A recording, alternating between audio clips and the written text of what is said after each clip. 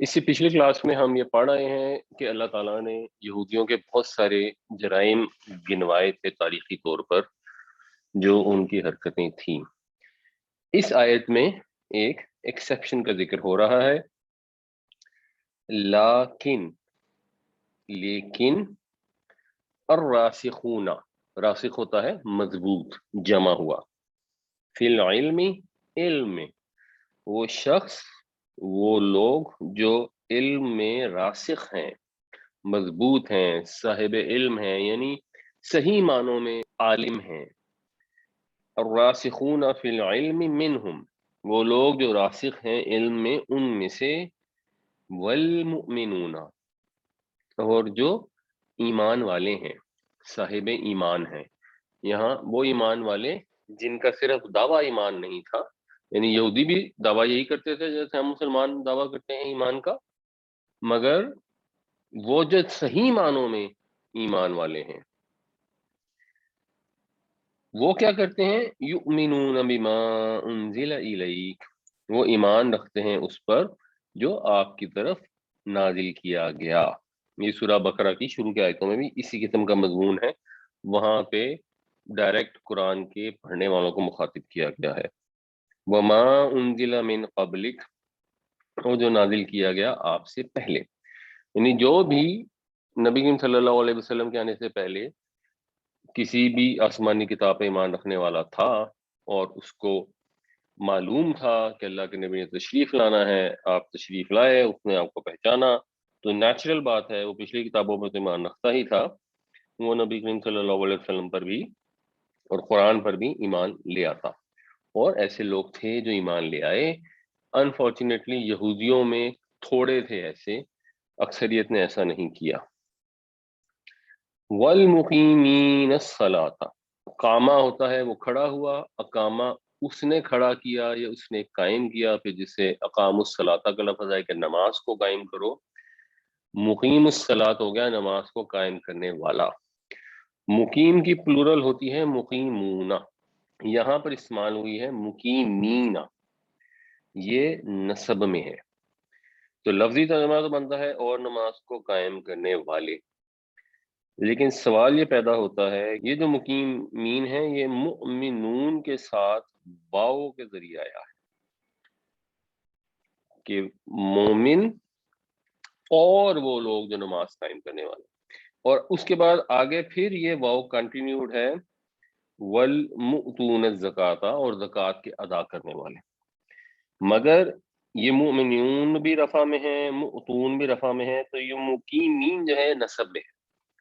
تو یہ عربی زبان میں ایک طریقہ کار ہوتا ہے کہ جب بہت چیزوں کا ذکر ہو رہا ہوتا ہے تو اس میں سے کسی ایک چیز کو رفع سے ہٹا کر نصب کر دیتے ہیں، اور اس کا مطلب ہوتا ہے اس کے اوپر اسپیشل ایمفسس، اسے کہتے ہیں علی سبیل مدح یا علی سبیل ذم، کسی کو تعریف کرنے کے لیے یا بد تعریفی کرنے کے لیے اسپیسیفائی جب کیا جاتا ہے تو اس کو نصب دے دیتے ہیں۔ تو اب ترجمہ بھی یہ بنے گا کہ اور ایمان لانے والے، اور خاص طور پر نماز پڑھنے والے اور زکوٰۃ دینے والے، یعنی نماز کا ذکر خاص طور پہ اس آیت میں علیحدہ کیا گیا، اور یہ کامن سینس کی بات ہے کیونکہ قرآن شریف میں جگہ جگہ نماز کا ذکر ہے، یہودیوں کے متعلق آتا ہے کہ انہوں نے نماز کو ضائع کر دیا، منافقین کے متعلق ابھی پیچھے ہم نے پڑھا تھا کہ وہ سستی کے مارے نماز پڑھتے ہیں، اسلامی حکومتوں کے متعلق آتا ہے کہ جب وہ آئیں گی تو نماز اور زکوٰۃ کا نظام قائم کریں گی۔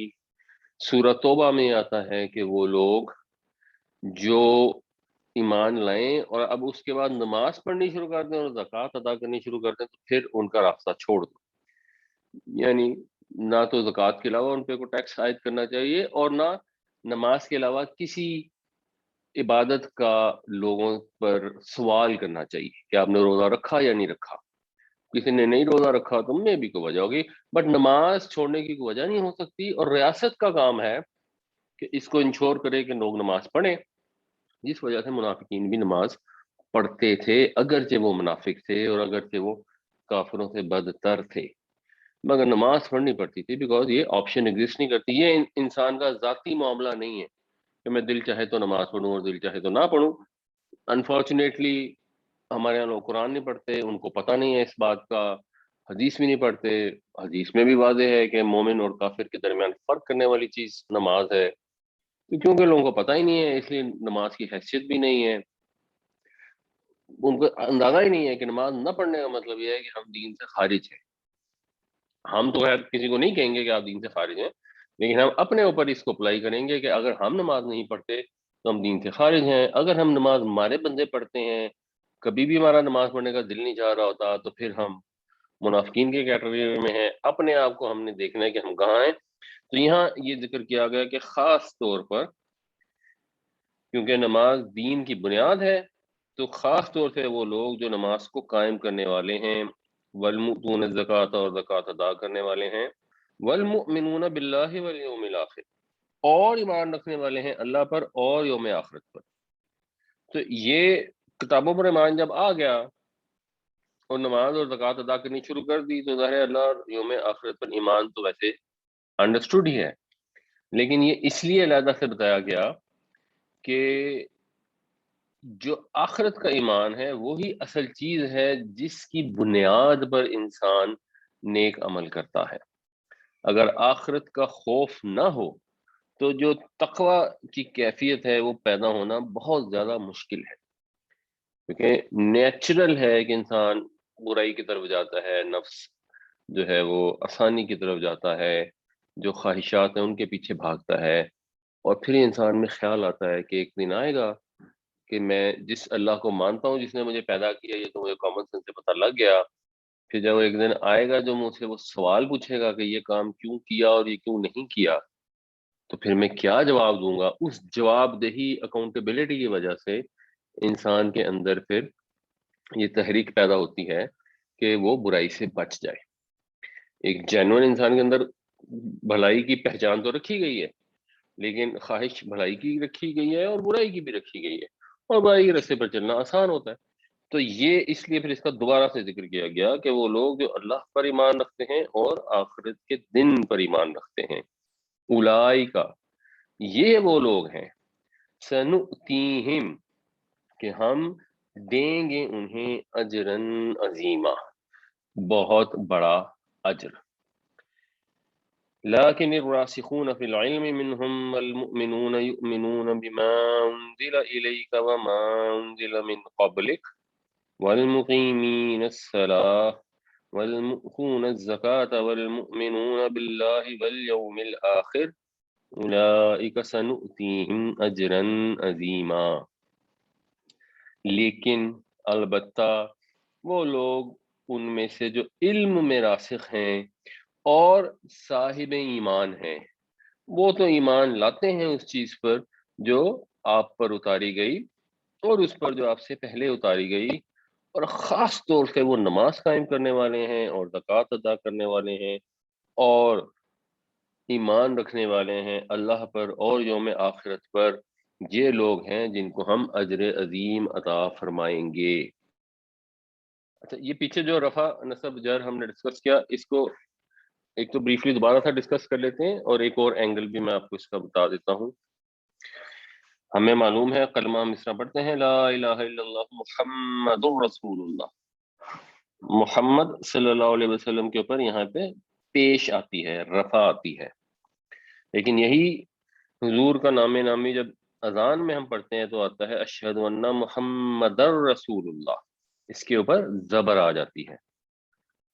اور جب ہم پڑھتے ہیں اللہم صلی علی محمد وعلی آل محمد تو اس پر زیر آ جاتی ہے. تو یہ تین مختلف فارمز میں حضور کا نام آتا ہے، وہ سینٹنس کے اندر اس کی سچویشن کو ڈسکرائب کرتا ہے. تو مثال کے طور پہ اگر ایک نارمل سینٹنس ہے جو فاعل، فعل اور مفعول سے ملا ہے، سبجیکٹ، آبجیکٹ اور ورب سے، تو جو سبجیکٹ ہوگا وہ رفع میں ہوگا اور جو آبجیکٹ ہوگا وہ نصب میں ہوگا. تو پھر جس فارم میں ورڈ آیا ہوتا ہے اس سے ہم پہچانتے ہیں کہ ترجمہ کیا کریں. لا الہ الا اللہ محمد رسول، تو محمد میں جو پیش ہے یہ اس لیے آئی ہے کہ یہ اس میں مبتدا ہے اور پھر اس کی خبر ہے رسول، تو یہ مبتدا ہونے کی وجہ سے رفع میں ہے۔ محمدن جو ہے یہ نصب میں ہے کیونکہ اس سے پہلے انا آیا ہے، تو انا انا اس طرح کے لفاظ آئے تو یہ چلا جاتا ہے اس کے بعد آنے والا نصب۔ محمدن میں جار اس لیے آئی ہے کہ یہاں پر علا ہے، علا جو ہے وہ اپنے آنے والے نصب کو جر دیتا ہے، حرف جر جو بھی ہوتے ہیں وہ جر دیتے ہیں۔ لیکن اس میں نوٹس کرنے والی چیز یہ ہے کہ جب ہم پڑھتے ہیں اللہم صلی علی ابراہیم تو وہاں ہم ابراہیمی نہیں پڑھتے، تو یہاں پہ فرق ہے، زیر کی بجائے زبر آ گئی ہے، اور دوسرا فرق یہ ہے کہ اس میں تنوین نہیں ہے، سنگل ہے۔ تو اس کو ذرا نوٹس کریں، یہ اگلی آیت میں اس طرح کے بہت سارے الفاظ آنے والے ہیں۔ تو ہوتا یوں ہے کہ عربی زبان میں کوئی 80-85% الفاظ تو ایسے ہیں جو اس طرح 3 فارمز چینج کرتے ہیں، ان کو کہتے ہیں منصرف، جو جن میں تصریف ہو جاتی ہے، جو چینج ہو جاتے ہیں۔ پھر 10-15% الفاظ ایسے ہیں جو چینج جر میں نہیں کرتے، تو ان کو پھر غیر منصرف کہہ دیتے ہیں۔ یعنی یہاں تو چینج ہو رہی ہے ابراہیم اور ابراہیمہ، اور ان کے اندر تنوین نہیں ہوتی، سنگل لیٹر ہوتا ہے، تو اب یہ جہاں بھی آپ دیکھیں گے آپ کو پہچاننے میں آسانی ہوگی۔ اور پھر کچھ ایسے الفاظ ہیں وہ آپ کو دیکھ کے بھی آئیڈیا ہو جائے گا جو کسی حالت میں بھی چینج نہیں ہوتے، وہی رہتے ہیں، وہ موسیٰ موسیٰ موسیٰ ہی رہے گا۔ تو ابھی اگلی آیت میں انشاءاللہ اس میں غور کرتے ہیں۔ یہ احمد صاحب پوچھ رہے ہیں کہ جی مؤتونہ کیا ہے؟ مؤتونہ بیسیکلی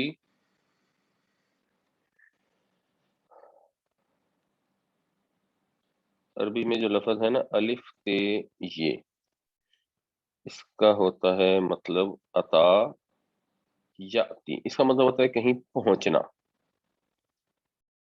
عطا وہ آیا، یاتی وہ آتا ہے۔ اس سے جب آپ باب افعال بنائیں گے تو باب افعال میں آپ کو شروع میں الف لگانی پڑتی ہے۔ جب آپ شروع میں الف لگاتے ہیں تو یہ 2 الف آ جاتی ہیں، تو پھر یہ بن جاتا ہے آتا، آتا، اور افعال اس طرح ہوتا ہے اسلم یسلم، تو اس کا مضارع بن جاتا ہے یؤتی، تو اس کا مطلب ہوتا ہے اس نے پہنچایا، یعنی اس نے دیا۔ تو کوئی کسی کو کوئی چیز دیتا ہے تو اس کے لیے یہ فعل استعمال ہوگا آتا یوتی، یوتی وہ دیتا ہے یا دے گا۔ اور باب فعال میں ہمیں معلوم ہے کہ جو فاعل ہوتا ہے وہ مسلمن کے وزن پہ ہوتا ہے، تو مسلمن کے وزن پہ اس سے بنے گا مؤتیون یا مؤتیون، تو وہ مؤتیون کی پلورل بنے گی مؤتیونا، اور مؤتیونا کو جب آپ فلو میں پڑھیں گے تو پھر وہ بن جائے گا مؤتونا، دینے والے۔ تو یہ باب افعال کا فاعل ہے۔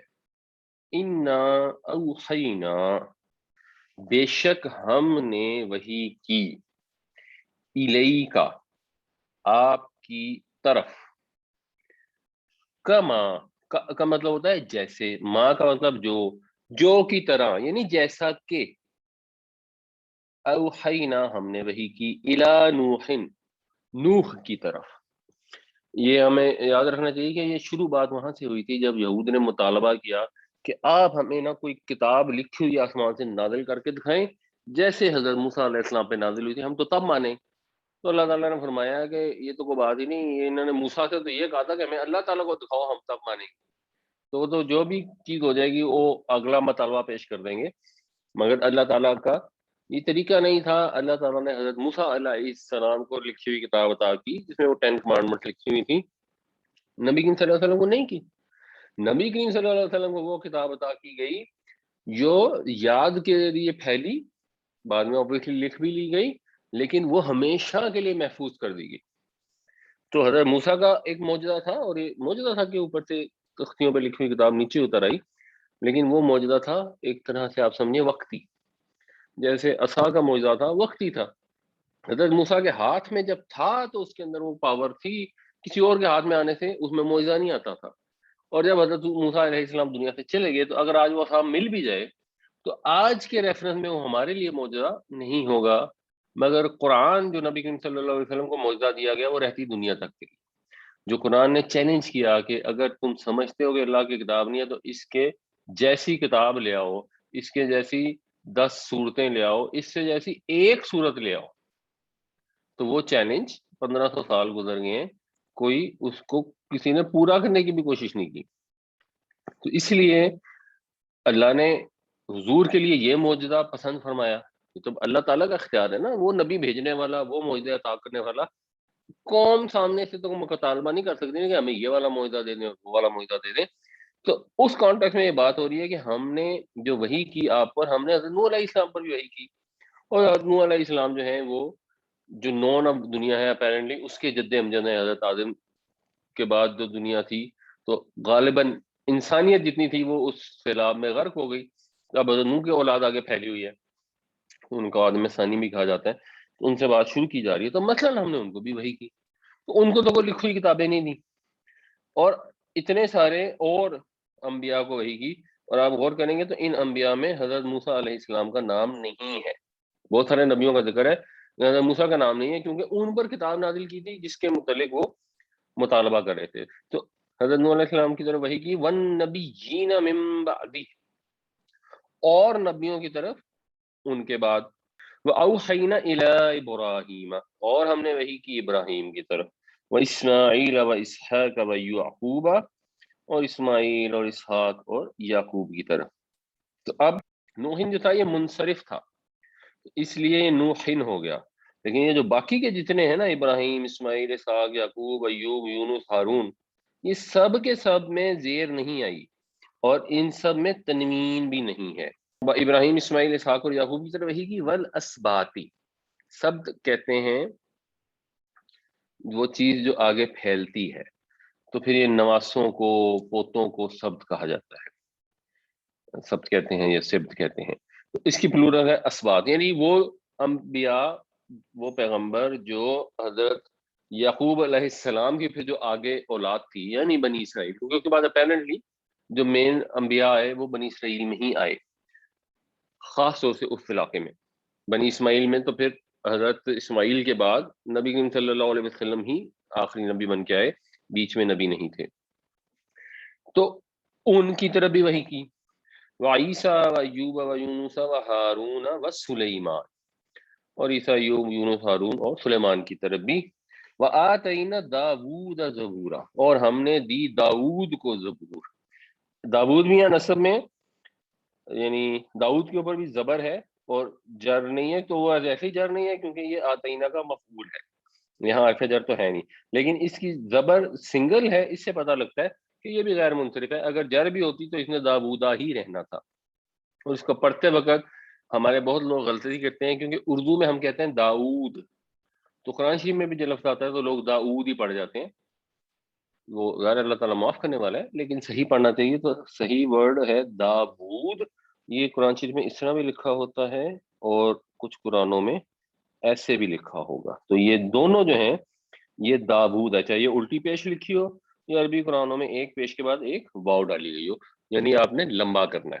تو اس کے اندر جو عیسیٰ ہے یہ مبنی ہے، اس کی تینوں فارم میں یہی رہے گا، باقی یہ جتنے ہیں نوح علیہ السلام کے علاوہ جتنے ہیں سب کے سب غیر منصرف ہیں، اور اسبات جو ہے یہ بھی منصرف ہے، لیکن اس میں زیر اس لیے آئی ہے کیونکہ اس کے شروع میں الف لام آ گئے، تو الف لام جب آتا ہے تو وہ تنوین کو ختم کر دیتا ہے۔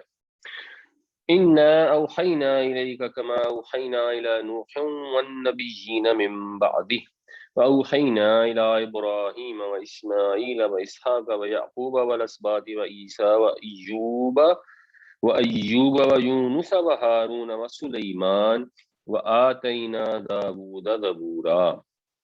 بے شک ہم نے وحی کی آپ کی طرف جیسا کہ ہم نے وحی کی نوح علیہ السلام کی طرف اور نبیوں کی طرف ان کے بعد، اور ہم نے وحی کی ابراہیم، اسماعیل، اسحاق، یعقوب، اولاد، یعنی اولاد یعقوب، اور عیسیٰ، ایوب، یونس، ہارون اور سلیمان کی طرف، وَآتَيْنَا دَاوُودَ زَبُورًا، اور ہم نے زبور عطا کی داؤد کو۔ اور اس میں غالباً داؤد علیہ السلام، کیونکہ حضرت سلیمان دونوں بادشاہ تھے، حضرت داؤد ان کے والد تھے، ان کا ذکر اینڈ میں دوبارہ آ گیا، تو پھر یہ کتاب کا ذکر آ گیا کہ ان کو ہم نے زبور عطا کی۔ اور زبور بھی تھوڑی ڈفرینٹ کتاب ہے باقی کتابوں سے، کہ اس میں بیسیکلی حمد ہے، جیسے ہمارے یہاں حمد ہوتی ہے اور حضور کی تعریف و نعت ہوتی ہے، تو اس میں اللہ تعالیٰ کی تعریفیں ہیں، اللہ تعالیٰ سے دعائیں ہیں. وہ اس کو انگریزی میں جو اس کی بک ہے نا اس کو کہتے ہیں سامس، یہ اس کے اسپیلنگ ہوتے ہیں. پھر یہ آگے کنٹینیوڈ ہے، وَرُسُولًا، اور بھی رسول تھے یا اور بھی رسول ہم نے بھیجے، قد قصصناہم، قصصنا قصہ ہم نے بیان کیا، ہم ان کا، علیہ کا آپ کو، یعنی ہم نے قرآن شریف میں اور بھی انبیاء تھے جن کا قصہ بیان کیا. تو اب یہ سارے رسولوں کا ذکر کر کے بات یہ ہو رہی ہے کہ ہم نے ان کے اوپر اس طرح کتابیں نازل نہیں کی، وہ تو ایک موسیٰ علیہ السلام پہ کی تھی. من قبل، اس سے پہلے، یعنی قرآن شریف میں اس سے پہلے بہت سے قصے گزر چکے ہیں. ویسے بھی یہ مدنی صورت ہے اور انبیاء کے قصے بہت سارے جو ہیں وہ مکی صورتوں میں گزر چکے ہیں. وَرُسُولًا، اور رسول تھے، لم نقصصہم علیک، جن کو ہم نے بیان نہیں کیا آپ کو، ان کا حال نہیں سنایا آپ کو. تو رسول تھے بے شمار. ان رسولوں میں ہر ایک کی کوئی نہ کوئی خصوصیت تھی. جیسے حضرت عیسیٰ علیہ السلام کو مردوں کو زندہ کرنے کا معجزہ عطا فرمایا گیا، بلکہ یہ معجزہ دیا گیا کہ آپ مٹی سے پرندے کی صورت بناتے تھے، اس میں اللہ کے حکم سے پھونک مارتے تھے تو وہ اللہ کے حکم سے زندہ ہو جاتا تھا. نبی کریم صلی اللہ علیہ وسلم کو قرآن کا معجزہ دیا گیا جو کنٹینیوڈ معجزہ ہے. حضرت موسیٰ علیہ السلام کو مثلاً ایک معجزہ یہ تھا کہ آپ کے اوپر کتاب اتار دی گئی آسمان سے، اور ایک اور معجزہ یہ تھا وَكَلَّمَ اللَّهُ مُوسَىٰ تَكْلِيمًا. کلمہ ویسے اس کا مطلب ہوتا ہے بار بار کلام کرنا، یہ باب تفعیل سے ہے. تو اللہ سے کلام کرتے تھے موسیٰ علیہ السلام، تکلیمہ، یہ اسی کا جب مصدر آ جاتا ہے آگے ترجمہ پہ ہم اس طرح کرتے ہیں اس کو کہ ایسے کلام کیا جیسے کلام کیا جاتا ہے.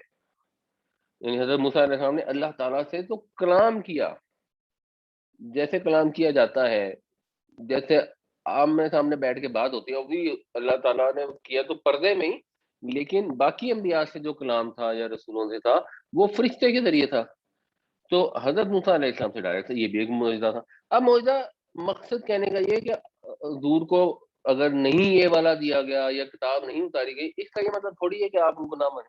پھر تو اب یہ اتنے سارے انبیاء کا جن کا ذکر آیا ہے، اور جو حضرت ابراہیم علیہ السلام جو جد امجد ہیں، پھر ان کا بھی نہ مانے، پھر تو کسی نبی کو نہ مانے، پھر ایک موسیٰ کو مانیں گے جن کے پاس یہ دو معجزے تھے. اور موسیٰ کے ساتھ ماننے کا حالت یہ تھی کہ موسیٰ علیہ السلام کو بھی انہوں نے کہا کہ نہیں جی ہم تو آپ کی بات نہیں مانتے جب تک آپ ڈائریکٹ ہمیں اللہ کو ہی نہ دکھا دیں. اور اتنی ضد کی کہ پھر ان کے اوپر وہ بجلی کڑکی اور اتنی وہ زبردست بجلی تھی کہ وہ ماری گئے، اور پھر وہ مرنے کے بعد اللہ نے دوبارہ زندہ کیا اور خیر ان کو معاف فرمایا. تو یہ مقصد یہ ہے کہ جس نے نہیں ماننا اور اس نے بہانے ڈھونڈنے ہیں تو ڈھونڈتا رہے.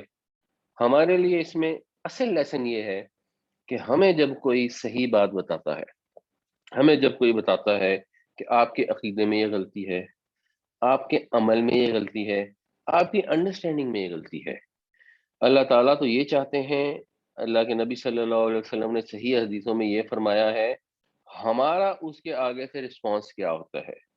کیا ہم جینون، نیوٹرل، حق کے متلاشی ہو کے اللہ سے ڈرتے ہوئے اس چیز کا خیال رکھتے ہوئے کہ کل کو اللہ کے آگے جا کے کھڑے ہو کے جواب دینا ہے، ہم اگلے کی بات کو سنتے ہیں؟ اور ضروری نہیں آپ کو جو بندہ جو بات کے آپ مان ہی لے، ہو سکتا ہے آپ کا پوائنٹ آف ویو ڈفرینٹ ہو، لیکن وہ پوائنٹ آف ویو کسی بیسس پہ ہونا چاہیے. اگر وہ ریزننگ کے اوپر ہے، اگر آپ نے سوچ سمجھ کے عقل سے وہ بات کی ہے تو آپ اس کو اگلے کو منع بھی کر سکتے ہیں.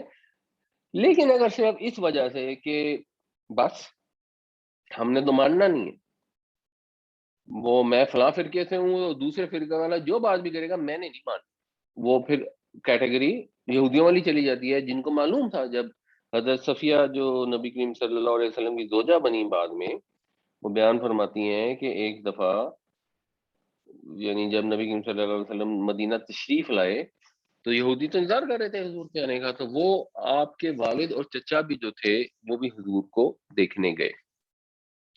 جب وہاں سے ہو کر واپس آئے تو حضرت صفیہ فرماتی ہیں کہ میں دروازے کے پیچھے کھڑی سن رہی تھی اور میرے والد و چچا آپس میں ڈسکشن کر رہے تھے. تو ایک نے کہا کہ کیوں جی آپ کا کیا خیال ہے یہ وہی والے رسول ہیں جن کے آنے کا وعدہ کیا گیا ہے ہماری کتابوں میں؟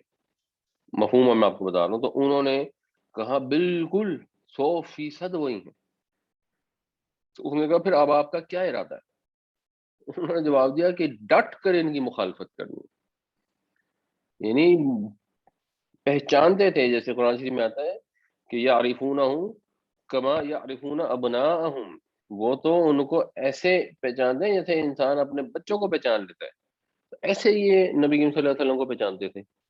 اور وہاں ویسے قبلہ کے کانٹیکس میں بات ہے کہ قبلہ کو پہچانتے تھے کہ اصل قبلہ یہ ہے، اور ایسے ڈھیٹوں کی طرح وہ پھر گئے. تو ٹھیک ہے، وہ ڈھیٹ تھے، جو انہوں نے حرکت کی اس کی وجہ سے وہ انجام بھگتیں گے. ہم نے یہ سوچنا ہے کہ ہمارا طرز عمل کہیں ویسا تو نہیں. وَرُسُلًا قَدْ قَصَصْنَاهُمْ عَلَيْكَ مِنْ قَبْلُ وَرُسُلًا لَمْ نَقْصُصْهُمْ عَلَيْكَ وَكَلَّمَ اللَّهُ مُوسَىٰ تَكْلِيمًا. اور دوسرے بھی رسول تھے جن کا ہم واقعہ آپ کو بیان کر چکے ہیں اس سے پہلے، اور جن کے ہم نے احوال بیان نہیں کیے، ایسے بھی رسول ہیں. اور اللہ تعالیٰ نے موسیٰ سے تو کلام کیا. رسولم مبشرین و منذرین. اب یہ پھر رسولم نصب میں ہے، تو اس کا مطلب ہے کہ پیچھے ہمیں کوئی چیز ماننی پڑے گی. تو مطلب یہ ہو سکتا ہے کہ ہم نے بھیجے رسول مبشر، خوشخبری سنانے والے. اور یہ مبشرین حال میں ہے، اس حال کی وجہ یہ ہے کہ یہ حالت کو بیان کر رہا ہے. تو جب ناؤن آئے نصب میں تو ایک وجہ یہ بھی ہوتی ہے. تو ہم نے رسول بھیجے اس حالت میں کہ وہ خوشخبری دینے والے تھے، یعنی ہم نے خوشخبری دینے والے بنا کر بھیجے رسول. وَمُنذِرِينَ، اور خبردار کرنے والے. انذار کرنا، وارن کرنا، کسی کو بتانا. ایک آدمی جا رہا ہے، آگے پل ٹوٹا ہوا ہے اور وہ گاڑی میں بیٹھ کے جا رہے ہیں، تو آپ وارننگ لگاتے ہیں پہلے کہ بھائی آگے نہ جانا، آگے پل ٹوٹا ہوا ہے، اگر گاڑی چلاتے جاؤ گے تو نیچے دریا میں گر جاؤ گے. یہ جو وارن کرنا ہوتا ہے یہ نبیوں کا کام تھا کہ جس راستے پہ جا رہے ہو آگے کھائی ہے، کھائی کے اندر آگ جل رہی ہے، تو آگے مت جانا، کھائی میں گر جاؤ گے، رک جاؤ، اپنا راستہ بدلو. اور خوشخبری بھی دیتے تھے کہ جو صحیح راستے پہ جائیں گے پھر وہ اپنی منزل میں پہنچیں گے، پھر ان کے اوپر ان کے رب کے انعامات ہوں گے. تو یہ رسولوں کو اللہ تعالیٰ نے منصب عطا فرمایا. اور جو اس منصب کے ساتھ جو موسٹ امپورٹنٹ چیز تھی وہ یہ تھی لی اللہ. لی اللہ یعنی لی تاکہ، ان اور لا یہ پھر جڑ جاتا ہے اللہ. تاکہ یہ کہ اس لیے کہ نہ یکونا ہو، کہ اس لیے کہ نہ رہ جائے للناسی لوگوں کے لیے، یعنی لوگوں کے پاس، کہ لوگوں کے پاس اب نہ رہ جائے علی اللہ، اللہ کے اگینسٹ، اللہ کے مقابلے میں، اللہ کے سامنے، یعنی اللہ کے سامنے پیش کرنے کے لیے اب لوگوں کے پاس کو باقی نہ بچے حجت، اتمام حجت ہو جائے. بعد الرسل، رسولوں کے بعد، یعنی ان رسولوں کو بھیجا خوشخبری سنانے والا اور خبردار کرنے والا بنا کر، اس لیے کہ ان رسولوں کے بھیجنے کے بعد اب کسی کے پاس عذر باقی نہ رہ جائے.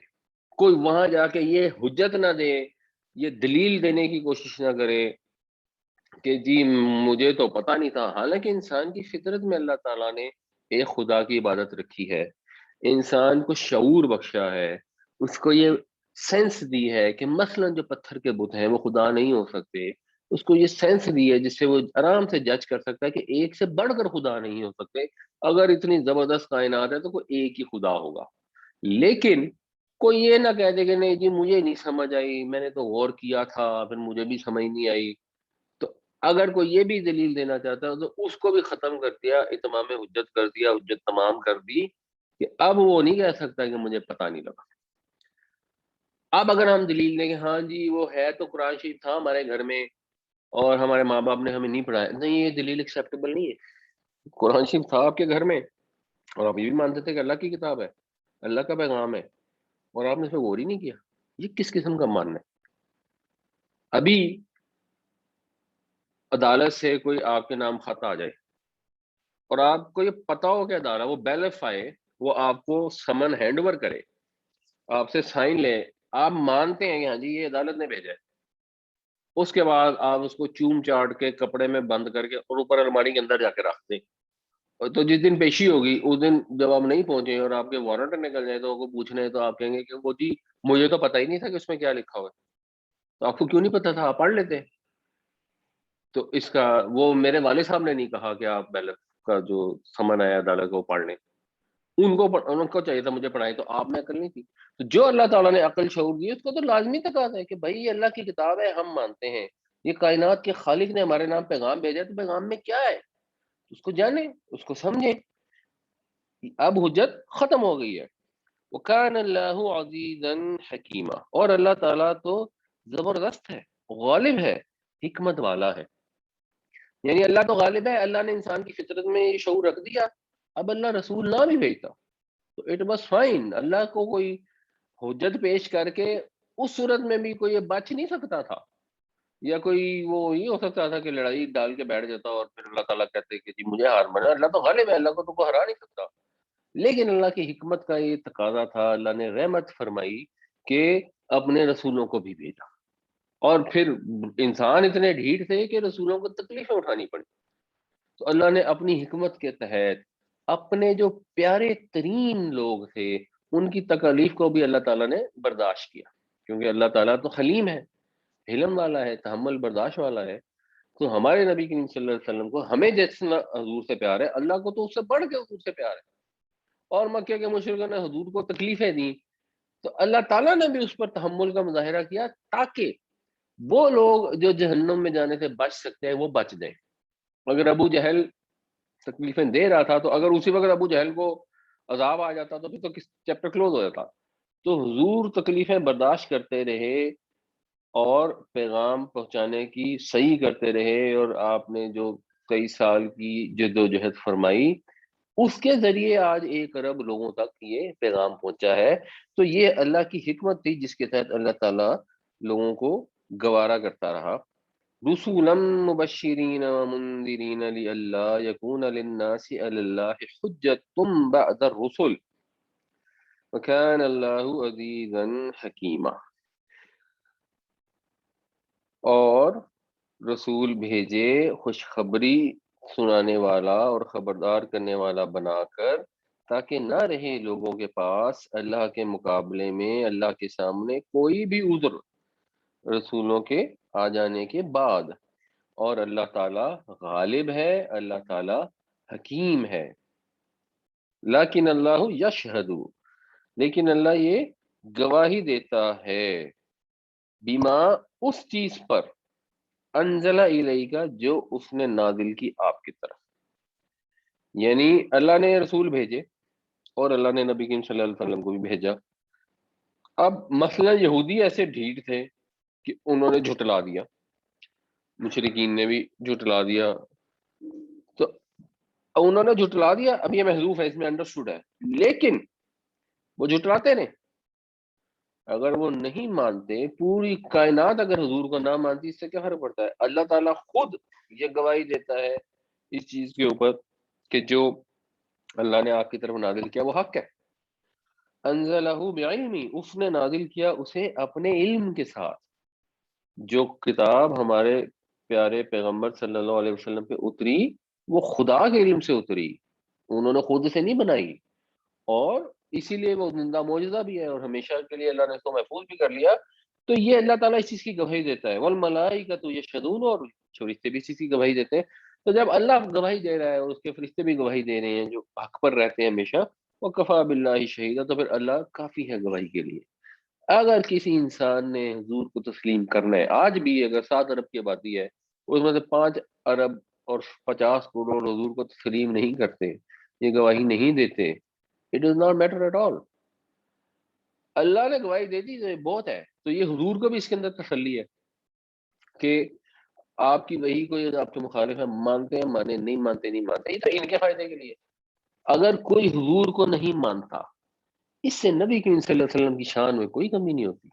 آپ کی شان کو تو اللہ تعالیٰ نے خود بلند فرمایا ہے، آپ کے نبی ہونے کی تو اللہ تعالیٰ نے خود گواہی دے دی، اللہ کے فرشتوں نے گواہی دے دی، تو بس اب انسانوں نے گواہی دینی ہے تو دیں، نہیں دینی تو نہ دیں، وہ خود محروم القسمت ہیں جو حضور کے دامن سے اپنا دامن نہیں جوڑتے، جو آپ کی مجلس کو اختیار نہیں کرتے، آپ کے لائے ہوئے پیغام کو قبول نہیں کرتے، اور موتی میں اور پتھر میں امتیاز نہیں کرتے۔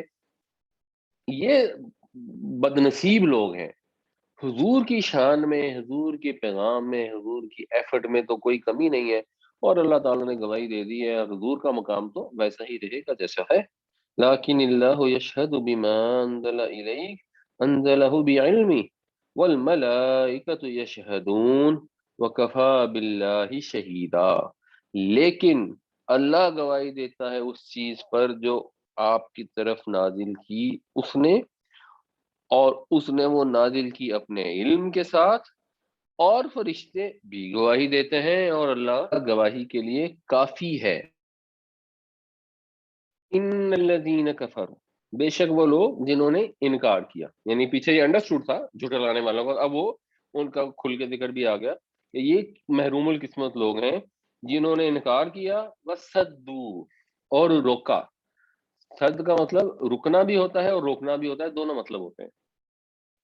تو خود بھی رکے اور دوسروں کو بھی روکا، ان سبیل اللہ، اللہ کے راستے سے، یعنی یہ حق سے دور ہوئے تو صرف دور ہی نہیں ہوئے، ان کے اندر جو عصبیت تھی، جو ڈھٹائی تھی، اس کا نتیجہ یہ لکھا کہ انہوں نے لوگوں کو بھی روکا۔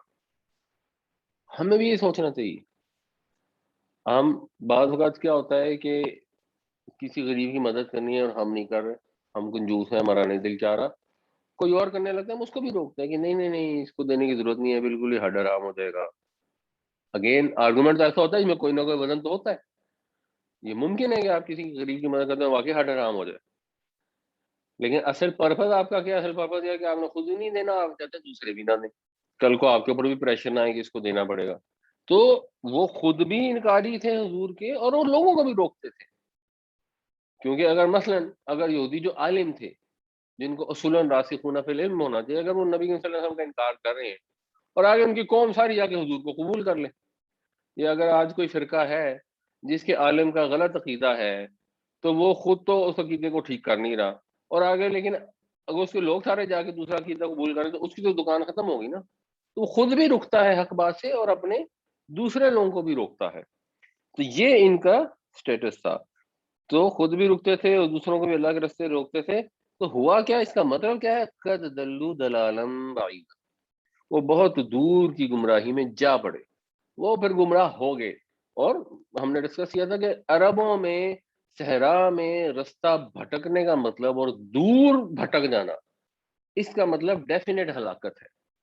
اب آپ اگر سیدھے رستے سے بھٹک گئے ہیں تو اب آپ وہاں زندہ نہیں رہ سکتے، صحرا کی گرمی کے اندر ایک دن دو دن سے اوپر آپ چل نہیں سکتے۔ تو اگر کوئی دور کا رستہ بھٹک گیا تو اس کا مطلب ہے اب وہ ہلاک ہو گیا۔ ان الذين كفروا وصدوا عن سبيل الله قد ضلوا ضلالا بعيدا، بے شک وہ لوگ جنہوں نے انکار کیا اور جنہوں نے روکا اللہ کے راستے سے، وہ بہت دور کی گمراہی میں جا پڑے۔ اللہ تعالیٰ سے دعا ہے کہ ہمیں سیدھے راستے پر چلنے کی توفیق عطا فرمائے، اور دوسروں کو بھی یہ تلقین کرنے کی توفیق عطا فرمائے کہ وہ بھی سیدھے راستے پر چلیں۔ ایسا نہ ہو کہ ہم سود کا کاروبار کر رہے ہیں اور دوسروں کو بھی کہہ رہے ہو کہ تم بھی کرو تم بھی کرو۔ ہم بھی سیدھا راستہ اختیار کریں، اور جہاں ہم میں کمی کوتاہی ہے، اگر ایک آدمی سگریٹ پیتا ہے، اس کو عادت ہے، وہ نہیں اس سے باز آ پا رہا، تو کم از کم دوسروں کو تو نہ کہے کہ تم بھی پینا شروع کر دو۔ اپنی تو اگر صحت خراب کی ہے تو کسی اور کی صحت تو خراب نہ کرے۔ جب وہ دوسروں کو کہنا بند کرے گا تو پھر اگلا اسٹیپ آئے گا کہ شاید اس کو بھی اللہ توفیق دے اور وہ بھی غلط کام سے باز آ جائے۔ ان الذين كفروا وظلموا، بے شک وہ لوگ جنہوں نے کفر کیا اور ظلم کیا۔ ظلم کیا کہ کئی مطلب ہو سکتا ہے، ہم آسان مطلب لے رہے ہیں، جنہوں نے اپنی جانوں پہ ظلم کیا، جو اکثر قرآن میں الفاظ استعمال ہوتا ہے۔ لم یکن اللہ، تو نہیں ہے اللہ تعالیٰ ایسے، یہ جو خوش فہمی لوگوں نے پالی ہوتی ہے، اور یہودیوں میں تو بہت خوش فہمی تھی نا کہ ہمیں نہیں چھوئے گی آگ مگر گنتی کے چند روز، اول تو میں آگ میں ڈالا ہی نہیں جائے گا، اور اگر ڈال بھی جاتا ہے ایسے ڈال کے نکال لیں گے کہ چلو کوئی بات نہیں، تم نے جو زندگی میں گناہ کیا نا پاک ہو گئے، اصل میں تو تم نے جنت میں ہی جانا تھا، کیونکہ تم تو حضرت ابراہیم کی اولاد میں سے ہو، تو تمہارے تو یہ حق ہے ہی نہیں کہ آگ تمہیں چھو سکے۔ ایسی ہی غلط فہمی ہم نے بھی پالی ہوئی ہے۔ تو اللہ تعالیٰ کے فرمانے ہیں کہ نہیں، ایسا نہیں ہے۔ وہ لوگ جنہوں نے کفر کیا، جان بوجھ کر حق کا انکار کیا، اپنی جانوں پر ظلم ڈھانے والے بنے، تو پھر خدا ایسا نہیں ہے لیغفر لہم کہ ان کو بخش دے، پھر اللہ ان کو نہیں بخشے گا. ولا لیہدیہم طریقا، طریق کہتے ہیں راستے کو، جس سے اردو میں لفظ طریقہ بھی نکلا ہے، ویسے اس کا مؤنث ہوتا ہے. اگر آپ کبھی جب حج عمرے پہ جاتے ہیں نا، تو وہ پیچھے سے ویل چیئر والے آ رہے ہوتے ہیں، تو وہ طریق طریق کہہ رہے ہوتے ہیں، یعنی راستہ دے دیں راستہ دے دیں. تو نہیں ان کو دکھائے گا کوئی راستہ. ان الذين كفروا وظلموا لم يكن الله ليغفر لهم ولا ليهديهم طريقا. اگر وہ لوگ، بے شک وہ لوگ جنہوں نے کفر کیا اور اپنی جانوں پر ظلم ڈھایا، تو پھر اللہ تعالیٰ ان کو بخشنے والا نہیں ہے اور نہ ہی وہ ان کو کوئی راستہ دکھانے والا ہے. ایک راستہ وہ دکھائے گا انہیں، وہ ایکسیپشن آ رہی ہے، الا طریق جہنم، مگر جہنم کا راستہ. غلط کام کرو گے، غلط عمال کرو گے تو تمہارے لیے صرف جہنم کا راستہ ہے اور کوئی راستہ نہیں ہے.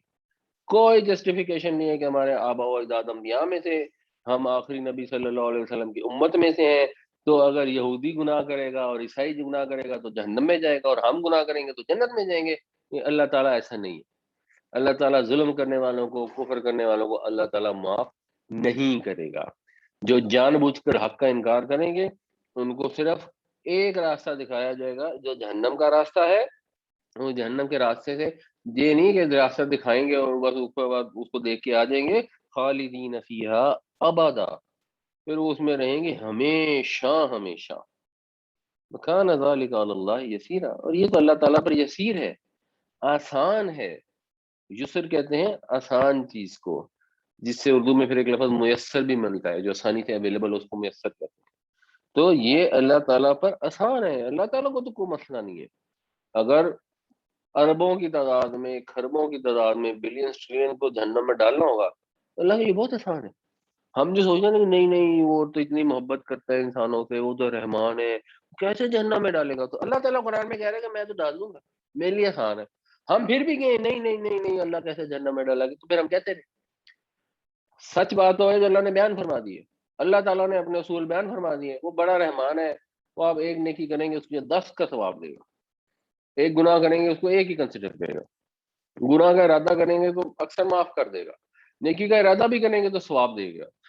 وہ اپنے پیاروں کو تکلیفیں پہنچا کے بھی آپ کو اس نے پیغام پہنچا دیا، حق بات پہنچا دی، یہ اس کی رحمت ہو گئی.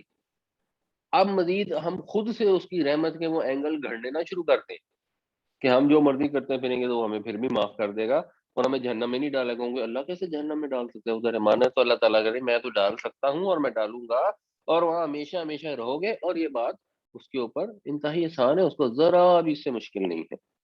الا طریق جہنم خالدین فیہا ابدا وکان ذلک علی اللہ یسیرا، سوائے جہنم کے راستے کے جس میں وہ ہمیشہ ہمیش رہیں گے، اور یہ چیز اللہ تعالیٰ کے لیے بہت ہی آسان ہے.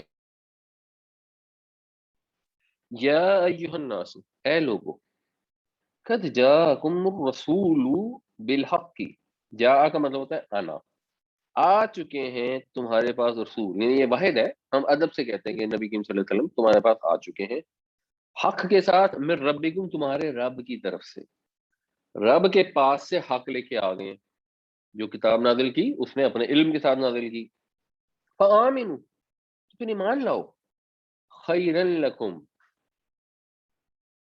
اب یہ خیرا لکم یہ پھر نصب میں آ گیا نا، تو اس میں پھر ایک مثلا محذوف ہے، آپ ایک محذوف سمجھ سکتے ہیں، امیجن کر سکتے ہیں. ف یکونو، بس یہ ہوگا خیرا لکم، پھر کانا کی جو خبر ہوتی ہے نا اس پہ نصب آتا ہے. تو یعنی حضور پر ایمان لے آؤ، یہ تمہارے لیے بہتر ہوگا. اس میں خوشخبری بھی ہے کہ ایمان لاؤ گے تمہارے لیے بہتر ہوگا، اور دھمکی بھی ہے کہ اگر ایمان لاؤ گے تو تبھی بہتر ہوگا. اور جنرل بات ہو رہی ہے ویسے، کیونکہ کانٹیکس عیسائیوں کا چل رہا ہے تو یہ ان کی طرف غالباً خطاب ہے. وَإِن تَكْفُرُوا، اور اگر تم انکار کرو گے، فَإِنَّ لِلَّهِ مَا فِي السَّمَاوَاتِ وَالْأَرْضِ، تو پھر اللہ ہی کا ہے جو کچھ آسمان اور زمین میں ہے. مطلب یہ کہ تم جو انکار کر دو گے، اللہ کے نبی صلی اللہ علیہ وسلم کو نہیں مانو گے، یا اگر تم مسلمان ہوتے بھی حضور کے پیغام کو ماننے سے انکار کر دو گے، حضور کو حکم کو ماننے سے انکار کر دو گے، تو اللہ کا تو کچھ نہیں بگڑے گا۔ اگر تم منہ سے کہو گے میں مسلمان ہوں اور اللہ کو سجدے نہیں کرتے، تو اس سے اللہ کو تو کچھ بھی نہیں فرق پڑتا۔ وہ تو آسمانوں زمینوں میں جو کچھ بھی ہے سارا کچھ اس کا ہے، وہ بے نیاز ہے۔ ہماری عبادتوں کی اللہ تعالیٰ کو کوئی حاجت نہیں ہے۔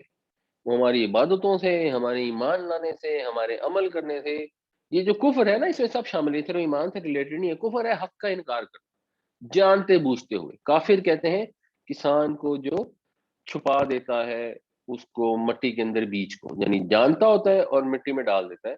تو اس طرح جو شخص مٹی ڈال دے اس چیز پہ جو اس کو کرنی چاہیے وہ بھی کافر ہے، جو زبان سے اقرار نہ کرے وہ بھی کافر ہے، جو حضور کو نہ مانے وہ بھی کافر ہے، جو کتاب قرآن کو زبانی نہ مانے یا عملاً نہ مانے۔ اللہ کے نبی صلی اللہ علیہ وسلم نے حکم دیا کہ نماز پڑھو اور وہ نہ پڑھے، حضور نے فرمایا جس نے ملاوٹ کی وہ ہم میں سے نہیں، وہ پھر بھی ملاوٹ کیے جا رہا ہے۔ اب حضور نے تو فرما دیا نہیں ہم میں سے نہیں ہے، لیکن وہ کہتا نہیں میں تو مسلمان ہوں، تو ٹھیک ہے دنیا والا قانونی لحاظ سے شناختی کارڈ میں تو مسلمان ہی رکھا جائے گا، لیکن جب اللہ کے نبی نے فرمایا کہ ملاوٹ کرنے والا ہم میں سے نہیں ہے تو وہ مسلمان نہیں ہے، وہ کافر ہے۔ تو کفر کا مطلب ہوتا ہے حق کا جانتے بوجھتے ہوئے انکار کر دینا۔ تو اگر کوئی جان بوجھ کے حق کا انکار کرے گا چاہے وہ مسلمان ہے چاہے غیر مسلم ہے، تو اللہ تعالیٰ اس سے بے نیاز ہے، اس کو کوئی پرواہ نہیں۔ وکان اللہ علیما حکیمہ، اللہ تعالیٰ علیم ہے، اس کے اعمال سے واقف ہے، اور اس نے حکمت کے تحت مہلت دی ہوئی ہے۔ ایسا نہیں ہے کہ ہم غلط کام کرتے ہیں بعض اوقات تو لوگ سمجھتے ہیں اچھا یار ٹھیک ہے ہم تو اور سود کا کام کر رہے ہیں اور ہمیں ترقی بھی ہو رہی ہے، تو اس کا مطلب ہے پھر ہم اچھا کر رہے ہیں۔ ٹھیک ہے اللہ نے قرآن میں منع کیا، حضور نے منع کیا، لیکن چلو اس کا کوئی کسی مولوی صاحب سے فتویٰ لے آتے ہیں کہ یہ سود تو وہ سود نہیں اور یہ وہ فلاں واٹ ایور، جو بھی ہم کام کرتے ہیں، ہم کوئی چودھری ہے، وڈیرا ہے، وہ اپنے جو اس کے ڈومین میں لوگ آتے ہیں ان کو ظلم زیادتی کرتا ہے اور وہ آگے چوں نہیں کرتا اور وہ خوش ہوتا ہے کہ میں تو اور طاقتور ہو گیا ہوں، کوئی ڈکٹیٹر بن جاتا ہے، کوئی حکومت کا قبضہ کر لیتا ہے، تو پھر وہ خوش ہوتا ہے کہ یار میں تو کتنا صحیح جا رہا ہوں، اور میں تو خانہ کعبہ کے اندر سے بھی 4 دفعہ ہو گیا ہوں، مطلب میں نے جو بھی کیا ٹھیک ہے۔ تو یہ تو اللہ کی ایک حکمت ہے جس کے تحت اللہ تعالیٰ لوگوں کو مہلت دیتے ہیں تاکہ ایسا نہ ہو کہ ایک آدمی میں پوٹینشیل ہو جنت میں جانے کا اور وہ اس پوٹینشیل کو ایکچولائز کرنے کا اس کو موقع نہ ملے، تو وہ اللہ تعالیٰ اس کو مہلت دے دیتے ہیں۔ یہ اللہ تعالیٰ کی حکمت ہے۔ ادروائز اللہ تعالیٰ علیم ہے، انسانوں کے اعمال کو جانتا ہے، اگر وہ پکڑنا چاہے گا تو 1 سیکنڈ میں پکڑ کے پوری زمین کو برباد کر دے۔ پیچھے ہم پڑھ رہے ہیں کہ وہ پھر کسی اور مخلوق کو لا کے اس پر آباد کر دے، اللہ تعالیٰ کے لیے ذرا بھی مشکل نہیں ہے۔ یا ایھا الناس قد جاءکم الرسول بالحق من ربکم فآمنوا خیرا لکم وَإِن تَكْفُرُوا فَإِنَّ لِلَّهِ مَا فِي السَّمَاوَاتِ وَالْأَرْضِ وَكَانَ اللَّهُ عَلِيمًا حَكِيمًا۔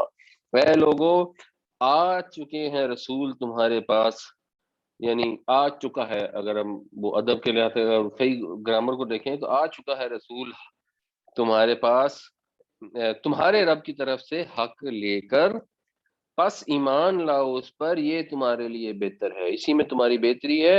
اور اگر تم انکار کرو گے، اگر تم کفر پر جمے رہو گے، تو پھر یاد رکھو کہ اللہ ہی کا ہے جو کچھ ہے آسمانوں اور زمین میں، اور اللہ تعالیٰ علیم ہے اور اللہ تعالیٰ حکیم ہے۔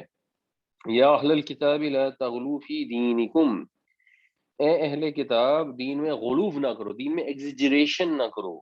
ولا تقولوا علی اللہ الا الحق، اور مت کرو اللہ کے متعلق اللہ کے اوپر کوئی بات مگر حق، یعنی حق کے سوا خدا پر کو بات نہ کرو۔ جو پرابلم آتی ہے عیسائیوں نے اپنے جو دین میں ایگزیجریشن کی، ایک تو وہ پرابلم آتی ہے ایک جنرل نیچرل جو انسان کے اندر ایروگنس یا تکبر ہوتا ہے نا، یعنی ہم مسلمان ہوں گے تو اب ہم کہیں گے بس ہم نے کی طرف ثابت کرنا ہے کہ ہمارے نبی سب سے افضل ہیں۔ ہمارے نبی کی صلی اللہ علیہ وسلم نے ہمیں منع کیا کہ یہ لوگوں کے سامنے بحث میں بالکل مت پڑا کرو کہ میں افضل ہوں یا کوئی اور افضل ہے، اور مجھے حضرت یونس علیہ السلام پر بھی فضیلت دینے کی بالکل کوشش نہ کرنا۔ ہم کہتے ہیں کہ نہیں، ہم تو یہودیوں کو عیسائیوں کو ثابت کر کے چکیں گے کہ ہمارے نبی افضل ہیں اور ان کے نہیں ہیں، ان کی اپنی کوشش ہوتی ہے، وہ ثابت کرنا چاہتے ہیں کہ حضرت عیسیٰ علیہ السلام سب سے افضل ہے۔ اب حضرت عیسیٰ علیہ السلام کو سب سے افضل ثابت کرنا ہے تو کیسے کریں کہ اچھا یہ عیسیٰ پہ وہی آتی تھی تو اوروں پہ بھی آتی تھی، وہ نبی یا رسول تھے تو اور بھی تھے، نہیں تو پھر اس انٹرنل جو اگنورنس کہہ لیں اور ایروگنس کہہ لیں، دونوں کی جو مشترکہ رزلٹنٹ یہ ہوتا ہے کہ پھر وہ انسانوں کی ذات میں بڑھانا شروع کر دیتے ہیں. تو انہوں نے حضرت عیسیٰ کو بڑھا بڑھا کر خدا بن گئے، تاکہ آپ، وہ تو خدا بن گئے نا، اور تو کوئی خدا ہے نہیں، باقی تو سارے پیغمبر ہے، حضرت عیسیٰ اللہ کے بیٹے ہیں. اس طرح انہوں نے اپنی طرف سے بڑا کمال کیا اور حضرت عیسیٰ کو مقام بلند کیا. حالانکہ انسان کا جو بلند ترین مقام یہ ہے کہ وہ اپنے خالق کا بندہ ہے، وہ اپنے رب کے حضور عاجزی کرتا ہے. یہ اگلی آیت میں یہ لفظ آئیں گے کہ حضرت عیسیٰ کو اس چیز میں کوئی شرم نہیں، کوئی آر نہیں کہ وہ اللہ کے بندے ہیں. ان کے لیے تو یہ مقام ہے کہ اللہ کے بندے ہیں، اور اللہ نے اتنا بڑا مقام عطا فرمایا. اللہ تعالیٰ کے ناموں میں ایک نام ہے متکبر. اللہ کے سارے نام بڑے اچھے ہیں، متکبر بھی بڑا اچھا نام ہے، تکبر والا، بڑائی والا. اللہ تعالیٰ کے لیے یہ ایک بہت اچھا نام ہے. لیکن اگر انسان متکبر ہو، اس کے لیے بہت برا نام ہے، کیونکہ انسان کا مقام فرق ہے، خدا کا مقام فرق ہے. تو اپنی جہالت سے اگر کوئی اپنے نبی رسول کو اللہ کے تعالیٰ کسی بھی چیز میں شریک ٹھہرانا چاہتا ہے تو ایکچولی مقام کام کرتا ہے. ایگزیجریٹ کر کے اصل چیز مقام سے کسی کو ہٹانے سے کسی ہم رسول یا نبی کا مقام بلند نہیں کر سکتے، نہ عیسائی نہ یہودی. ہمارے نبی پاک صلی اللہ علیہ وسلم کا مقام اللہ نے بلند فرما دیا، اللہ نے اعلان کر دیا، اللہ نے گواہی دے دی، اب مقام بلند ہو گیا. اب ہم کو ایگزیجریشن کریں، جو انہوں نے مولانا حالی نے کہا نا، نبی کو جو چاہیں خدا کر دکھائیں، اماموں کا رتبہ نبی سے بڑھائیں. تو یہ اگر کام کریں گے تو اس سے کوئی مقام بلند نہیں ہوگا، آپ کا مقام تو اللہ نے بلند فرمایا. اسی طرح عیسائیوں نے یہ غلطی کی، اس چکر میں آئے. اور کیوں آئے؟ کیونکہ انہوں نے دین میں پھر بدعتیں پیدا کرنی شروع کر دی، نئی چیزیں نکالی. مقصد اس کا یہی تھا کہ کسی طریقے سے ہم حضرت عیسیٰ کا مقام جو ہے نا ثابت کرنے کی زیادہ بڑھے. تو انہوں نے کی ایگزیجریشن. تو اللہ تعالیٰ ان کو کہنے ہیں کہ اہل کتاب ایگزیجریشن نہیں کرو اپنے دین کے اندر، اور مت کو اللہ کے متعلق کوئی بات مگر حق. جب انسان اپنے نفس سے مجبور ہو کر، کسی بھی اینگل سے مجبور ہو کر اللہ کے متعلق ایسی بات کر دیتا ہے نا جس کا اس کو پتہ نہیں ہوتا، وہاں سے مسئلہ کھڑا ہوتا ہے. اس لیے بھی یہ ہمیں بڑا مد نظر رکھنا چاہیے جب ہم کسی کو واٹس ایپ میسیجز فارورڈ کرتے ہیں نا، خاص طور سے واٹس ایپ میسیج چیک کریں. اگر اس میں لکھا ہوا حدیث، چیک کریں حدیث کی کتاب میں ہے تو بھیجیں، ورنہ مت بھیجیں. اگر میں لکھا ہوا قرآن تو آیت کی جا کے نا، اگر تم نے قرآن آیت کا یا ریفرنس بھی دے نا، جا کے چیک ضرور کریں پھر بھیجیں گے. واٹس ایپ کے اندر تو ہر بندہ گھر میں بیٹھے واٹس ایپ بنا رہا ہے اور پتہ نہیں کیا کیا فیک انفارمیشن پھیلانے کی کوشش کر رہا ہے. تو خبردار اللہ کے متعلق کوئی بات نہ کرے جو حق نہ ہو. انما المسیح عیسی ابن مریم، انما کا مطلب ہوتا ہے بس، صرف. اٹ از جسٹ دیٹ، بات تو بس اتنی ہے کہ المسیح کرائسٹ عیسیٰ ابن مریم رسول اللہ، اللہ کے رسول ہیں، وکلمتہ، اور اس کا کلمہ ہے، ورڈ آف گاڈ ہے. یعنی اللہ تعالیٰ نے فرمایا کن، تو حضرت عیسیٰ علیہ السلام حضرت مریم علیہ السلام کے پیٹ میں آ گئے. کوئی نیچرل فینومنا اس میں نہیں تھا، اللہ تعالیٰ کا لفظ کن تھا، اس لیے آپ اللہ کا کلمہ ہے. القاہا الی مریم، جو اس نے ڈالا، بھیجا. یعنی لقا یلکی کا مطلب ہے کسی کے سامنے آنا، اس سے پھر باب افعال بنتا ہے القا یلکی، اس کا مطلب ہوتا ہے کسی کو کسی کے سامنے کرنا. پھر یہ جو کسی کو، جیسے خط تو نہیں، لیکن جیسے وہ حضرت موسیٰ علیہ السلام کا ذکر آتا ہے نا کہ انہوں نے اپنا سانپ پھینک دیا، اس کے لیے بھی یہی لفظ استعمال ہوتا ہے. تو حضرت ایک طرح سے حضرت مریم کی طرف بھیجا، وروح منہ، اور اس کی طرف سے ایک روح ہے، اللہ تعالیٰ کی جانب سے ایک روح ہے حضرت عیسیٰ علیہ السلام. یہ مقام ہے، بہت بلند مقام ہے، بس یہ ہے، اس سے اوپر نہیں ہے کہ وہ خدا کے بیٹے ہیں. تو یا اہل الکتاب لا تغلوا فی دینکم ولا تقولوا علی اللہ الا الحق انما المسیح عیسی ابن مریم رسول اللہ وکلمتہ القاها الی مریم وروح من. اے اہل ایمان، اپنے دین میں غلو نہ کرو، ایگزیجریٹ نہ کرو، اور مت کہو اللہ کے اوپر کوئی بات سوائے حق کے. بات تو بس اتنی ہے کہ حضرت مسیح عیسیٰ ابن مریم علیہ السلام اللہ کے رسول ہے اور اس کا کلمہ ہے جو اس نے بھیجا مریم کی طرف، اور وہ اس کی جانب سے ایک روح ہے. فآمنوا باللہ ورسول، تو ایمان لاؤ اللہ پر اور اس کے رسولوں پر، اس کے سب رسولوں پر ایمان لاؤ. اور اس سے نا یہ بھی چیز ذہن میں رکھنی چاہیے کہ یہ جو راستہ کھلتا ہے نا ایگریجریشن کا، یہ بدعت سے کھلتا ہے. اس لیے فوکس کرنا چاہیے کہ اللہ کے نبی صلی اللہ علیہ وسلم نے جو طریقہ جاری فرمایا نا اس طریقے کو فالو کریں. دین کے معاملے میں اپنی طرف سے طریقے نہ نکالیں. پھر اس کے اوپر بحث کریں گے نہیں جی اس سے کیا فرق پڑتا ہے، یہ ہے تو نیکی کا کام. اگر ایک آدمی مثال کے طور پہ صبح صبح لوگ اکٹھے ہو جائیں فجر کے بعد چوک کے اندر آ کے اور سبحان اللہ 100 دفعہ پڑھا کریں ہر روز، تو اس میں کیا بری بات ہے؟ سبحان اللہ ہی پڑھنے ہیں. تو اس میں بری بات یہ کہ حضور نے طریقہ جاری نہیں فرمایا. اگر کوئی انسان انڈیویجولی اپنے گھر میں پڑھنا چاہتا ہے تو ضرور پڑھے، اس میں کوئی مسئلہ نہیں. جس وقت جب دل چاہے سبحان اللہ پڑھے، درود پڑھے، قرآن پڑھے. لیکن جب وہ ایک طریقہ رائج کر دیتا ہے کہ فلاں دن فلاں ٹائم، پھر وہ پھیل جاتا ہے. جب وہ پھیل جاتا ہے تو وہ بدعت بن جاتی ہے، اور اس سے پھر آگے جو ہے نا وہ بدعت پھر آگے کنورٹ ہو جاتی ہے ایگزیجریشن میں، اور ایگزیجریشن پھر کنورٹ ہو جاتی ہے شرک میں اور حق کے انکار کے اندر. اور انٹرسٹنگ چیز یہ ہے کہ یہ جو بھی عیسائیوں کے عقیدے ہیں نا، یہ بائبل میں آپ دیکھیں گے نا تو نہ ہونے کے برابر ہے. یعنی جو حضرت عیسیٰ سے منقول یا منسوب جو بائبل میں ہے نا کہ حضرت عیسیٰ نے یہ کہا، پوری بائبل میں ایک جگہ ایسا نہیں ہے کہ حضرت عیسیٰ خدا ہے. وہ حضرت عیسیٰ نے بیٹے کا لفظ استعمال کیا نا تو وہ پورے عیسائیوں مخلوق کے لیے بھی کیا ہے، کیونکہ وہاں بیٹے سے مراد ہے جیسے رب اور اس کا پالا ہوا، وہ پالے ہوئے کے سینس میں، جیسے کیونکہ اللہ تعالیٰ ہم سب کو پالتا ہے. تو عبرانی میں جو لفظ اب ہوتا تھا اس کا مطلب باپ بھی ہوتا تھا اور اس کا مطلب رب بھی ہوتا تھا. تو عربی میں بھی ایسے ہوتا ہے، جس کو اب کہا جاتا ہے یا ابن کہا جاتا ہے. یعنی ابن کا جو ورڈ ہے عربی میں بھی وہ پالے ہوئے کے معنوں میں بھی آتا ہے، جس کو منہ بولا بیٹا کر لیتے ہیں نا، اس متبنہ کہتے ہیں. قرآن جب آیا تو اللہ تعالیٰ نے ابن کا اور اب کا لفظ استعمال نہیں فرمایا انہوں نے، کیونکہ اس کو وہ غلط معنوں میں ہی صحیح لے گئے. تو پھر رب کا لفظ اللہ کے لیے استعمال ہوا. بٹ وہ ادر وائز حضرت صلی اللہ علیہ السلام نے کہیں بائبل میں یہ نہیں کہا کہ میں خدا ہوں یا میں تین میں سے ایک ہوں. تو ولا تقولوا ثلاثہ، اور مت کہو ٹرینٹی. یعنی ٹرینٹی عیسائیوں میں بہت ساری ٹرینٹیز ہیں، ویسے جو موسٹ کامن ٹرینٹی ہے وہ کہتے ہیں father son and the holy ghost. اور یہ بات کی تحریفات ہیں، یعنی اللہ تعالیٰ کو اور حضرت عیسیٰ علیہ السلام کو اور حضرت جبرائیل علیہ السلام کو نعوذ باللہ ان سب کو وہ خدا مانتے ہیں. یہ انٹرسٹنگ چیز ہے کہ مانتے ایک ہی خدا ہے، جس کی بھی میں آپ کو ٹرینٹی جو آگے جو اب ان کا جو بلیف ہے نا اس کی بھی ایک بریف سی بات بتا دوں گا. انتہو خیرن لکم، بعد آ جاؤ اس چیز سے، یہی تمہارے لیے بہتر ہے. انما اللہ الہ واحد، اللہ تو بس ایک اللہ ہے، ایک ہی معبود ہے. معبود واحد تو بس اللہ تعالیٰ ہی ہے، سبحانہ وہ پاک ہے. ان یکون لہ ولد، اس چیز سے کہ اس کی اولاد ہو، اس کو اس چیز کی حاجت ہی نہیں ہے. یہ تو مخلوق میں یہ کمزوری ہوتی ہے کہ ہم مثلا انسان ہے تو اب انسان بوڑھا ہو جائے گا تو کون اس کا خیال کرے گا؟ اس کا بیٹا ہوگا، اس کی بیٹی ہوگی، وہ اس کی خیال کریں گے. اس کو ضرورت ہے اولاد کی. کون اس کا نام لینے والا ہوگا جو مر جائے گا تو اس کی نسل چل رہی ہوگی جو کہیں گے وہ نہیں ہمارے ابا جی ہوتے تھے، وہ یہ کرتے تھے. اللہ تعالیٰ تو اس طرح کی خامیوں سے پاک ہے نا. اللہ تعالیٰ تو ہمیشہ سے ہے، ہمیشہ رہے گا. اس میں کسی قسم کی نہ بڑھاپا آنا ہے، نہ اس نے بیمار ہونا ہے، نہ اس کو نیند آنی ہے، نہ اس کو اونگ آنی ہے.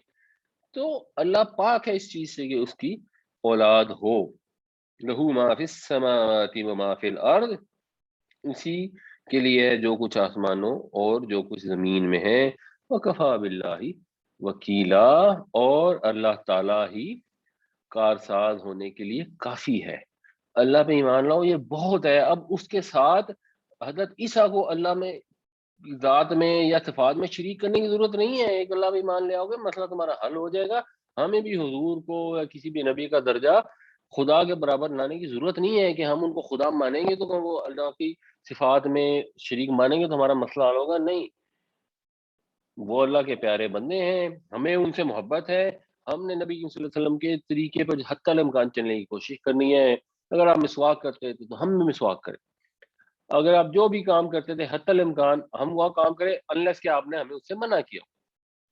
تو ایمان لانے کے لیے، خالق ماننے کے لیے، پیدا کرنے والا ماننے کے لیے، سب سے پہلا ماننے کے لیے، سب سے آخری ماننے کے لیے اللہ تعالیٰ کافی ہے. فآمنوا باللہ ورسولہ ولا تقولوا ثلاثہ انتہوا خیرا لکم انما اللہ الہ واحد سبحانہ ان یکون لہ ولد لہ ما فی السماوات وما فی الارض وکفا باللہ وکیلا. بس ایمان لاؤ اللہ اور اس کے رسولوں پر، اور مت دعویٰ کرو تثلیث کا، ٹرینیٹی کا. بعد آ جاؤ اس چیز سے تو یہی تمہارے حق میں بہتر ہے. تمہارا واحد خدا تو بے شک صرف اور صرف اللہ ہی ہے، وہ پاک ہے اس چیز سے کہ اس کی کوئی اولاد ہو۔ جو کچھ آسمانوں میں ہے اور جو کچھ زمین میں ہے سب اس کا ہے، اور اللہ تعالیٰ ہی کارساز مطلق ہے، اللہ ہی کارساز ہے۔ جسٹ بریفلی، یہ جو انہوں نے ٹرینیٹی کا عقیدہ بنایا ہوا ہے ان اٹ سیلف کتنا کنفیوزنگ اور جس کو کہنا چاہیے نا بے ہنگم عقیدہ ہے۔ یہ ویسے کیا گیا تھا حضرت عیسیٰ علیہ السلام کے 100 بلکہ نہیں 600 سال بعد نا اس کو انہوں نے اسٹیبلش کیا۔ تو اس میں سے میں آپ کو کوئی بریف مطلب وہ کہتے ہیں the father is almighty, the son is almighty and the holy ghost is almighty, but they are not three almighties but one almighty. جو تمام تر طاقت اور قوت کا جو مرکز ہے وہ باپ بھی ہے، بیٹا بھی ہے، روح قدس بھی ہے، لیکن وہ تین نہیں ہیں، وہ ایک ہی۔ تو so the father is God, the son is God and the holy ghost is God, and yet they are not three God but one God. تو اس طرح کا عجیب و غریب illogical سا عقیدہ بنایا جس کو نہ وہ ڈیفینڈ کر سکتے ہیں، نہ وہ سمجھ سکتے ہیں، نہ وہ سمجھا سکتے ہیں، نہ یہ بائبل میں عقیدہ موجود۔ وہ ایک حضرت عیسیٰ کا حواری تھا جو ایکچولی 2 نمبر تھا، اس کا نام تھا پال نے جو کچھ گھڑا انہوں نے اس کے اوپر اپنے دین کی بنیاد رکھ لی۔ اگر لیٹس سپوز میں نے نماز شروع کی ہے، کوئی ماں باپ میں سے کوئی آواز دیتا ہے تو وہ کہتے ہیں ماں باپ اگر آواز دیں آپ کو تو آپ نماز توڑ بھی سکتے ہیں۔ میں نے کہا کوئی ارجنٹ ایشو ہو تو شاید بالکل توڑ لیں، لیکن جنرل ایشو کے لیے تو میرا نہیں خیال توڑنی چاہیے۔ اس پہ آپ پلیز بتائیں کیا رہنمائی کرتے ہیں؟ جی ایسے ہی ہے، اور ایکچولی ارجنٹ ایشو میں ماں باپ کے علاوہ بھی کوئی آواز دینا تو وہ نماز توڑ سکتے ہیں۔ ایک مجھے حدیث کا ریفرنس نہیں پتا کہ باقی حدیث ہے نہیں، لیکن کہتے ہیں کہ اگر نفل نماز کو پڑھ رہے ہوں اور والدہ آواز دے دینا تو نفل نماز توڑ دیں، کوئی بات نہیں۔ فرض کو تو توڑنا بالکل ذرا ایمرجنسی سچویشن ہو تو توڑنی چاہیے، فرض تو نہیں توڑنی چاہیے، لیکن وہ کہتے ہیں تو ٹھیک ہے۔ لیکن مطلب وہ اگر وہ واقعی نماز توڑوانا چاہ رہے ہوں گے تو وہ پھر وہ کہہ دیں گے کہ بھائی پھر ایک سے زیادہ دفعہ آواز دے دیں گے، یا آپ جج کر سکتے ہیں نا جب آپ کو آواز آئی تو وہ آواز میں کتنی ایمرجنسی والی کیفیت ہے۔ ادروائز نفل نماز بھی کیوں توڑنی ہے؟ فرض کریں لیٹس اسیوم کہ اجازت ہے بھی، تو اجازت ہے بھی تو کوئی کام تو اچھا نہیں ہے نا، تو کیوں توڑی جائے؟ جی تو اگر ہاں جینوئن نیڈ ہے تو پھر ٹھیک ہے، وہ پھر ایک علیحدہ مسئلہ۔